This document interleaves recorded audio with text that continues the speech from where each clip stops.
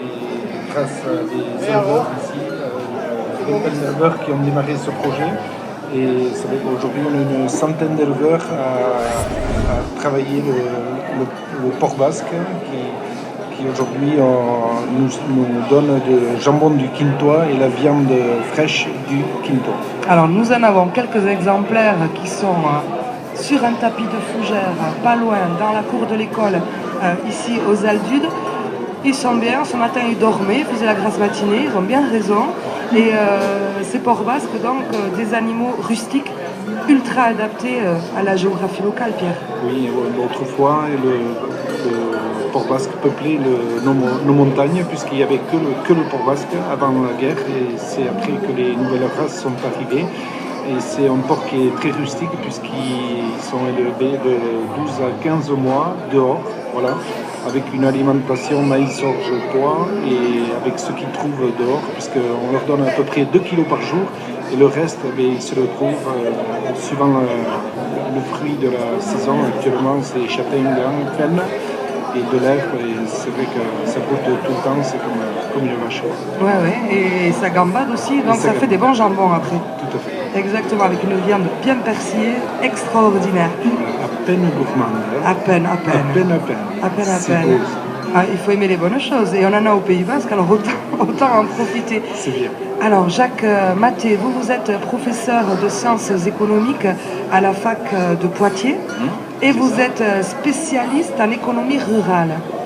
Oui, je m'intéresse au territoire. Voilà. Et j'essaye de voir comment les territoires, notamment ruraux, peuvent se développer à partir de savoir-faire, à partir de racines, pour entrer dans la modernité.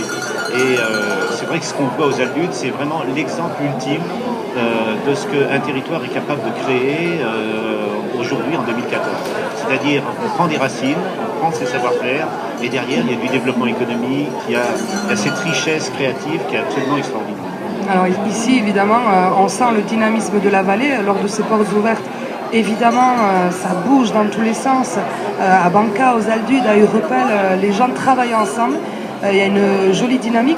Et au niveau agricole, effectivement, des bons produits, un bon esprit. Et également, cette recherche de la qualité et du bon produit au bon endroit. C'est le bon produit au bon endroit, sachant que toujours, il faut se poser la question, ce produit, il va où? Oui. Et donc, il va dans l'assiette d'un locavore, on appelle ça maintenant, d'un consommateur. Et le consommateur, au bout du compte, il vient acheter autre chose que le produit. Il vient acheter le porc basque de Pierre, mais il vient acheter toute l'histoire qui est autour. Bien sûr. Et c'est ça, en fait, c'est quel type de valeur je mets dans mon assiette. Et les territoires ont beaucoup de valeur à mettre dans l'assiette, et c'est comme ça qu'ils vont se différencier des produits qui sont plutôt industrialisés. On va faire une petite pause. Vous restez avec nous sur France Bleu Pays Basque, Pierre Oteiza et Jacques Maté. On fait une petite pause et on continue à parler de ce porc basque. On en parle de plus en plus. Pierre, vous avez déjà évoqué le sujet. Il y a une demande d'AOP qui est en cours. On attend les résultats d'ici à la fin de l'année. On en reparle dans quelques instants sur France Bleu Pays Basque. Tout le monde est venu faire un petit tour ici aux Aldudes. Et avec nous, Pierre Oteiza et également Jacques Maté. Jacques, vous êtes donc professeur de sciences économiques, spécialisé en économie rurale. Pierre Oteiza, éleveur, entrepreneur.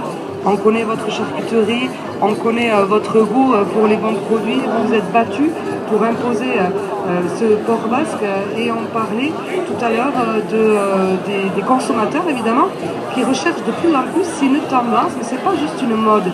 Les gens veulent revenir à des produits qui ont du goût et des produits qui ont un sens. Vous le disiez tout à l'heure, Jacques. Ce qui est tout à fait étonnant, d'ailleurs, ce phénomène-là, on le voit partout. C'est-à-dire, c'est vraiment un mouvement de fond. On le voit dans d'autres pays que chez nous. Et donc, cette recherche-là, elle est très très importante, parce que derrière, on va chercher justement à se faire plaisir quand on mange. Voilà, retrouver le goût de ce que mangeaient nos grands-parents, en fin de compte, puisque nos grands-parents, eux, vivaient de produits de la ferme, de produits de saison, qui avaient du goût, on a un petit peu perdu tout ça avec la mondialisation des produits. Maintenant, on a envie de revenir à ça. Alors, ce qu'il faut dire aussi, c'est que du côté des grands-parents, ce qu'on a gagné, nous, c'est le côté sanitaire. C'est-à-dire qu'en fait, il faut se rendre compte qu'il y a une centaine d'années, on avait beaucoup de problèmes sanitaires sur la conservation des aliments. Hein. Bien sûr. Et donc, et là, ça, on a gagné ça. On gagne, on conserve la qualité, on conserve les savoir-faire, on sait faire le jambon qu'on faisait il y a 50 ans ou 100 ans, mais on ramène un plus, c'est cette notion de sécurité. Et c'est pour ça que derrière, il y a un vrai professionnalisme. Quand on voit l'inauguration hier de la fromagerie ici, je veux dire, on est sur un outil ultra moderne, Ouais. mais on va faire un produit extrêmement très lié aux racines locales, Très mais lié dans à la la modernité. tradition, C'est ça qui est exactement. intéressant dans le développement territorial. Ouais, C'est le mélange des deux. Oui, le mélange des deux. Prendre le meilleur de la nouveauté pour garder l'esprit traditionnel du bon produit avec des matières premières de qualité. En matière première de qualité, je me tourne vers Pierre Oteiza. Ce port basque, vous l'avez défendu, vous l'avez sauvé, vous l'avez développé. Et il y a une demande d'AOP. On ne parle plus d'AOC maintenant. Aujourd'hui, c'est des AOP, appellation d'origine protégée. Ce sont des labels européens. Où en sommes-nous, Pierre? Alors, nous sommes en 10e année de demande d'AOC, d'AOP. Oui.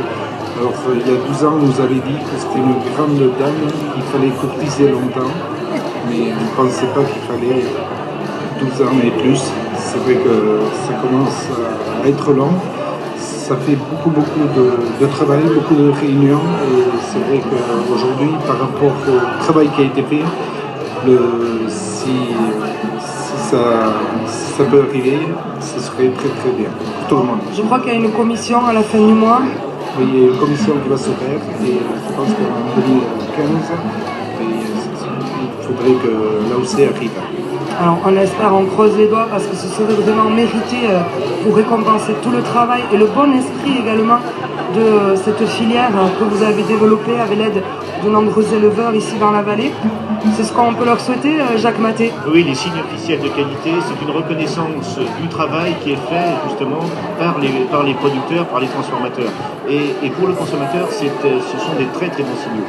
D'accord, alors on espère suivre ça de très très près sur France Bleu Pays Basque. Alors juste pour finir, un petit mot, Pierre, aujourd'hui, le programme de la journée pour vous avec Jacques? Le programme de la journée, on a fait ce matin déjà un bon tour ici, et on va remonter par le village artisan, et voilà, et toute la journée après on a des belles parties de pelote avec les jeunes, tout ça. Et bon, Cantali ce soir, et les bois de la vallée, de quoi se régaler. De quoi se régaler dans tous les sens du terme. Villéchker. Et puis moi, je vais continuer à capter plein d'informations pour pouvoir témoigner de ce qui se passe ici pendant mes conférences. Et donc voilà, donc c'est mon territoire d'observation. On vous voit avec le sourire et l'œil brillant, c'est vraiment un bel endroit où passer le week-end. Villéchker. Villéchker, à très bientôt. Et à très bientôt sur France Bleu Pays Basque.